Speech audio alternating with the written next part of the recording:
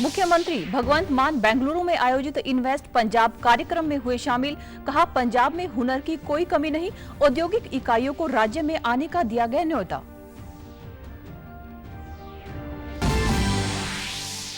पंजाब के कैबिनेट मंत्री हरपाल सिंह चीमा ने बाढ़ से सुरक्षा के लिए नदियों की सफाई को बताया जरूरी। राज्य में दरियाओं की सफाई, गहराई व चौड़ाई को बढ़ाने की है योजना।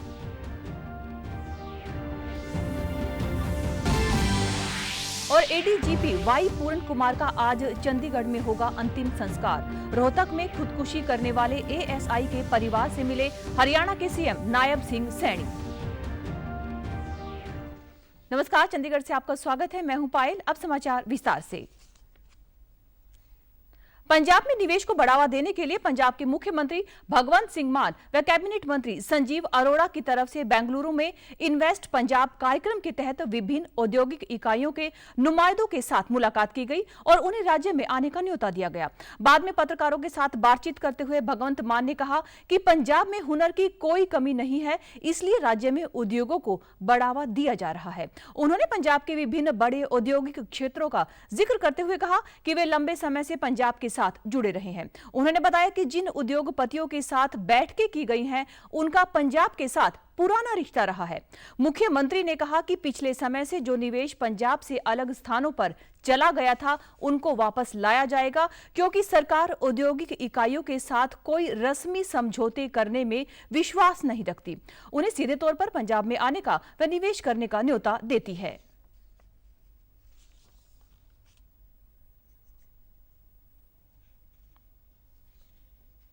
पंजाब में आके इन्वेस्ट करने के लिए प्रेरित कर रहे हैं, क्योंकि पंजाब में टैलेंट की कोई कमी नहीं है, स्किल हमारे पास है और ऑलरेडी हमारे पास जो हमने पिछले साल किया था उसमें से Tata steel second biggest after Jamshedpur, वो 90% उसका काम हो गया। वो 2-4 महीने में वो ऑपरेशनल हो जाएगा। किसी भी किस्म के टैलेंट की कोई कमी नहीं है पंजाब में और मेहनती लोग हैं पंजाब के।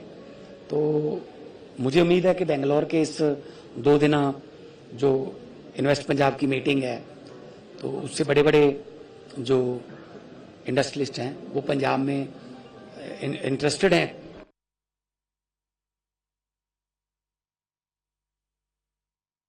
केंद्रीय कृषि एवं किसान कल्याण मंत्री शिवराज सिंह चौहान ने बीते दिनों लुधियाना के नूरपुर बेट में किसानों से बातचीत की तथा कृषि उपकरणों का कामकाज भी देखा। उन्होंने दोराहा में मधुमक्खी पालन केंद्र का भी दौरा किया।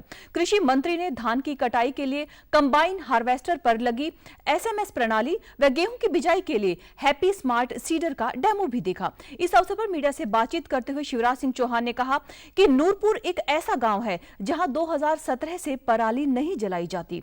उन्होंने बताया कि यहां के किसानों ने पराली का उचित प्रबंधन करने का फैसला लिया है। उन्होंने यह भी कहा कि खेतों में पराली प्रबंधन के साथ गेहूं की बुआई के लिए नाइट्रोजन की उपलब्धता बढ़ जाती है, जिसके साथ खेती की लागत घटती है। कृषि मंत्री ने कहा कि इसके साथ उत्पादन बढ़ने के साथ साथ ही किसानों के पैसों की भी बचत होती है।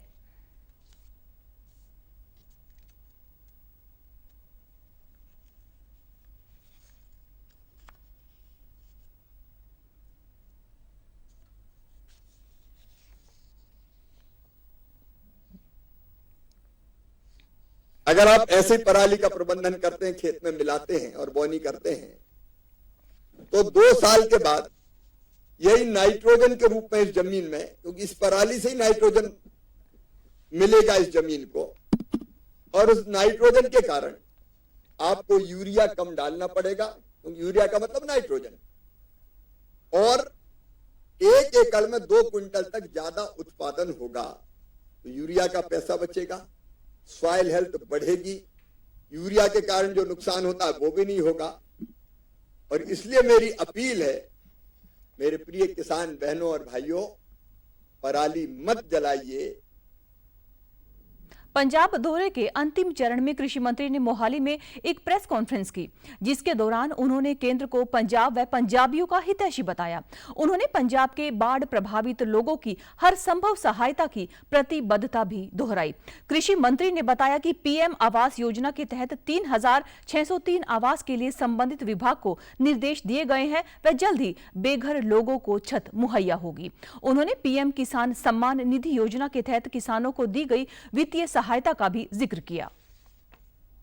भाई बहनों की जो बाढ़ में पूरी तरह से तबाह और बर्बाद हो गए, फसलें चौपट हो गई, मकान गिर गए, उनकी बेहतर सेवा कर पाए। और इस समय अगर हमारी जनता परेशानी में है तो उसकी सेवा ही हमारे लिए भगवान की पूजा है।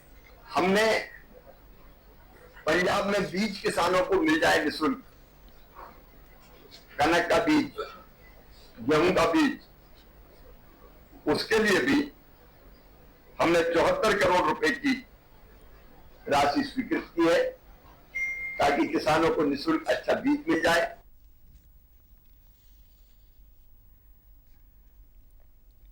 पंजाब के वित्त मंत्री हरपाल सिंह चीमा ने घोषणा की है कि पंजाब सरकार राज्य को बाढ़ के खतरे से स्थायी रूप से सुरक्षित करने के लिए बेहद गंभीर है। इस उद्देश्य के मद्देनजर रावी व सतलुज दरियाओं के पंजाब क्षेत्र के हिस्सों की सफाई, गहराई तथा चौड़ाई बढ़ाने की योजना बनाई गई है, जबकि रामसर साइट मनोनीत ब्यास दरिया की सफाई के लिए केंद्र सरकार से अनुमति मांगी गई है।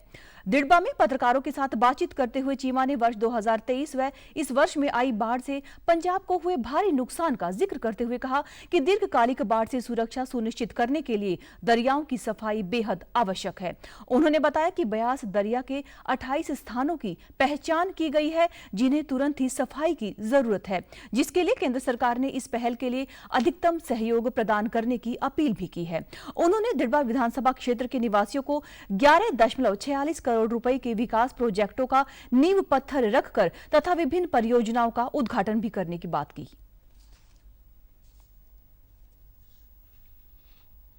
प्रधानमंत्री नरेंद्र मोदी ने विख्यात वैज्ञानिक, भारत रत्न तथा पूर्व राष्ट्रपति डॉक्टर एपीजे अब्दुल कलाम की जयंती पर उनका स्मरण किया है। सोशल मीडिया में प्रधानमंत्री नरेंद्र मोदी ने कहा कि डॉक्टर कलाम दूरदर्शी व्यक्ति थे जिन्होंने युवाओं व समग्र राष्ट्र को बड़े सपने देखने के लिए प्रेरित किया। उन्होंने कहा कि उनका जीवन लोगों को सफलता के लिए विनम्रता तथा कड़ी मेहनत के लिए प्रेरित करता है। उपराष्ट्रपति सीपी राधाकृष्णन ने भी एक्स पर ट्वीट करके लिखा कि डॉक्टर एपीजे अब्दुल कलाम एक दूरदर्शी वैज्ञानिक, एक प्रेरक नेता तथा एक सच्चे देशभक्त थे। वहीं गृह मंत्री अमित शाह ने भी ट्वीट करके डॉक्टर एपीजे अब्दुल कलाम को उनकी जयंती पर शत शत नमन किया है। कलाम एक वैज्ञानिक प्रतिभा थे जिन्होंने अपनी अटूट देशभक्ति तथा भारत प्रथम के सिद्धांत के साथ विज्ञान, रक्षा तथा तकनीकी नवाचारों में हमारे देश की प्रगति को अभूतपूर्व ऊंचाइयों तक पहुंचाया। पंजाब में सार्वजनिक स्वास्थ्य देखभाल ढांचे को और भी अधिक मजबूत करने की व्यापक मिशन की शुरुआत करते हुए पंजाब सरकार राज्य में 236 नए आम आदमी क्लिनिक खोलने के लिए पूरी तरह से तैयार है। इन नए क्लिनिकों के साथ कुल क्लिनिकों की संख्या 1117 हो जाएगी। यह घोषणा यहां पंजाब के स्वास्थ्य एवं परिवार कल्याण मंत्री डॉक्टर बलबीर सिंह ने की। डॉक्टर बलबीर सिंह ने कहा कि इस पहल ने आम जनता की गुणवत्तापूर्ण प्राथमिक देखभाल तक पहुंच में उल्लेखनीय वृद्धि की है। उन्होंने सिविल सर्जनों को नए आम आदमी क्लिनिकों की स्थापना में तेजी लाने तथा इनके समयबद्ध संचालन को सुनिश्चित करने के लिए डॉक्टरों एवं आवश्यक स्टाफ की भर्ती तुरंत शुरू करने के निर्देश भी दिए हैं। उन्होंने कहा कि आशा वर्करों को स्वास्थ्य किट तथा सामुदायिक स्वास्थ्य अधिकारियों को आवश्यक उपकरण प्रदान कर प्राथमिक हेल्थ केयर नेटवर्क को सशक्त किया जाएगा, जिससे कि जमीनी स्तर पर देखभाल सेवाएं बेहतर ढंग से उपलब्ध हो सकेंगी। अमृतसर पुलिस को उस समय एक बड़ी सफलता हासिल हुई है जब स्टेट स्पेशल ऑपरेशन सेल ने 3 व्यक्तियों को गिरफ्तार किया है। उनके कब्जे से AK-47 राइफल, 2 मैगजीन और 60 जिंदा कारतूस, साथ ही 3 9mm ग्लोक की पिस्तौलें, 7 मैगजीन और 50 जिंदा कारतूस बरामद किए गए हैं। इस बात की जानकारी देते हुए पंजाब के डीजीपी गौरव यादव ने दी। प्रारंभिक जांच में पता चला है कि अमेरिका स्थित गुरप्रीत सिंह उर्फ गोपी ने पाकिस्तान से इस खेप की व्यवस्था की थी।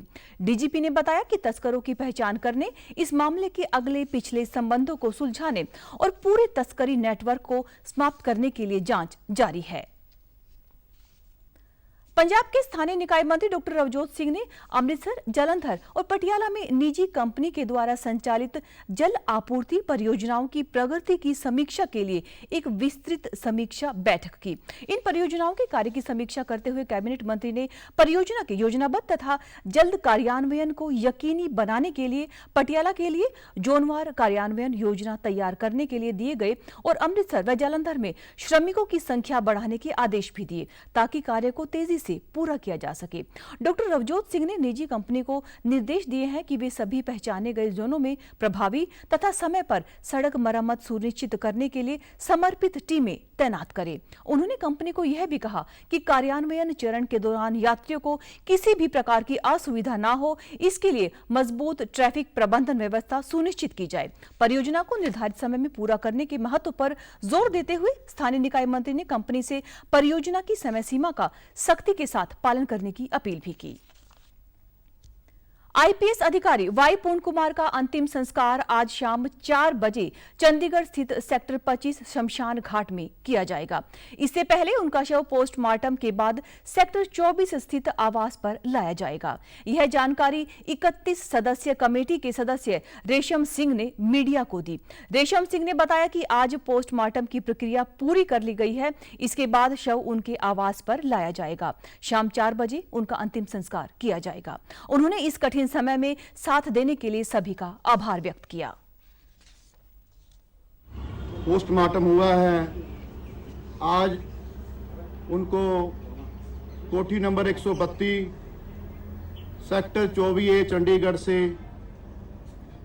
यहां से चलेंगे 4 बजे जो सेक्टर 25 है शमशान घाट चंडीगढ़ का, उसमें उनका संस्कार किया जाएगा। सारे नाल सलाह करके सानू जो उन्होंने पोस्टमार्टम ਲਈ उन्होंने ऑर्डर ले जो भी किया सानू वो सारा कुछ मनना पैना। हुण असीं ਉਹਨੂੰ बचा ਤਾਂ नहीं सके भाई पूर्ण कुमार जी ਨੂੰ, पर परिवार ਇਹ ਚਾਹੁੰਦਾ कि ਅਸੀਂ ਆਪਣੇ ਹੱਥਾਂ ਨਾਲ ਉਹਨਾਂ ਦਾ ਆਪਣੇ ਹੱਥਾਂ ਨਾਲ संस्कार कर दिया।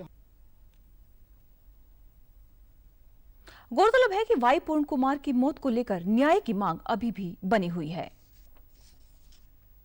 हरियाणा के मुख्यमंत्री नायब सिंह सैनी आज रोहतक जिले के गांव लाडोद पहुंचे, जहां उन्होंने हाल ही में अपनी जीवन लीला खत्म करने वाले एएसआई संदीप के घर जाकर शोक संवेदना व्यक्त की। मुख्यमंत्री ने शोक संतप्त परिवारों से मुलाकात करके दुख की इस घड़ी में सरकार की ओर से हर संभव मदद का आश्वासन दिया।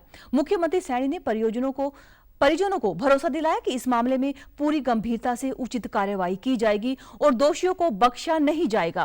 इस मौके पर स्थानीय प्रशासनिक अधिकारी व ग्रामीण भी मौजूद रहे। परिजनों ने मुख्यमंत्री के आश्वासन पर संतोष जताया तथा निष्पक्ष जांच की मांग दोहराई। हरियाणा के मुख्यमंत्री नायब सिंह सैनी ने कुरुक्षेत्र वासियों को इलेक्ट्रिक बस सेवा की सौगात दी है। राज्य परिवहन हरियाणा के द्वारा केंद्र सरकार के राष्ट्रीय इलेक्ट्रिक मोबिलिटी मिशन 2020 के तहत शहर में 10 इलेक्ट्रिक बसें शुरू की गई हैं।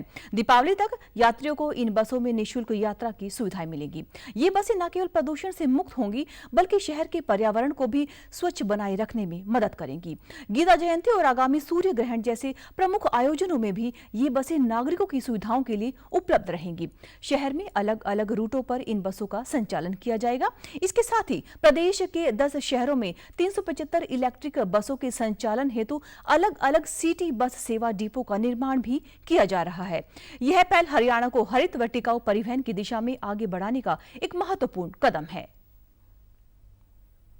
इलेक्ट्रिक बसें हैं, इन्वायरमेंट की दृष्टि से भी, क्योंकि पोल्यूशन नहीं होगा, पोल्यूशन मुक्त बसें हैं। आज एक कुरुक्षेत्र के लोगों को ये समर्पित की है। मैं बहुत बधाई देता हूँ और मैंने कहा है अधिकारियों को कि इसको दीपावली तक कोई किराया किसी का नहीं लगेगा और ये फ्री में रूट्स के ऊपर लोगों को लाने और ले जाने का काम करेंगे। और उसके बाद क्योंकि इसके 10 बसें हैं, अलग अलग रूट इसके बने हैं, हमारे लोगों को कुरुक्षेत्र के लाभ होगा, परंतु जो बाहर के हमारे टूरिस्ट हैं जो यहाँ पर आते हैं उनको भी लाभ मिलेगा। उल्लेखनीय है कि हरियाणा सरकार के लिए एक बड़ी उपलब्धि है, क्योंकि यह पूरे देश में किसी भी राज्य की एक अनूठी परियोजना है। इस सिटी बस सेवा से न केवल कुरुक्षेत्र के नागरिकों को लाभ होगा, बल्कि शून्य प्रदूषण और शून्य ध्वनि प्रदूषण भी बचेगा। और आप हमारे समाचार YouTube channel DD news Chandigarh, Facebook DD news Chandigarh और सोशल मीडिया एक्स पर डीडी न्यूज CHD पर भी इसे देख सकते हैं। तो आज के समाचारों में बस इतना ही। नमस्कार।